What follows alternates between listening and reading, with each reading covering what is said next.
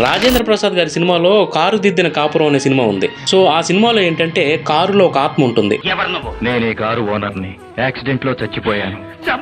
నూతన ప్రసాద్ గారు ఆ కారుని కొనిన తర్వాత వాళ్ళ ఇంట్లో జరిగేటటువంటి విపరీతమైన మార్పులు, అంటే నూతన ప్రసాద్ గారికి ఏదైతే ప్రాబ్లమ్స్ ఉంటాయో, అంటే నూతన ప్రసాద్ గారికి వాళ్ళ అల్లుళ్ళ వల్ల కానీ లేకపోతే పక్కింటి వాళ్ళ వల్ల కానీ కొన్ని ప్రాబ్లమ్స్ ఉంటాయి. ఆ ప్రాబ్లమ్స్ ని చాలా ఫన్నీగా ఏంటంటే కారు సాల్వ్ చేస్తూ వెళ్ళిపోతుంది అనమాట. ఆ రోజుల్లోనే కారుతో ఫైట్, అంటే డ్రైవర్ లేకుండా కారుని చాలా వరకు లాంగ్ డ్రైవ్ చేయించడం, ఇవన్నీ కూడా చాలా ప్రయోగాలు చేశారు. చాలా అంటే చాలా బాగుంటుంది సినిమా, ఫన్నీగా. బామ్మ మాట బంగారు బాట అనే రాజేంద్ర ప్రసాద్ గారి సినిమాలో ఏంటంటే అడ్వాన్స్ టెక్నాలజీ ఉన్న కారుతో చాలా ఫన్ జనరేట్ చేశారు. కానీ ఈ సినిమా మాత్రం ఆత్మ ఉన్న కారు ద్వారా నూతన్ ప్రసాద్ గారు ఏమేం చేశారు, అంటే ఎలాంటి పరిస్థితులను ఎదుర్కొన్నారు అనేది చాలా అంటే చాలా బాగుంటుంది.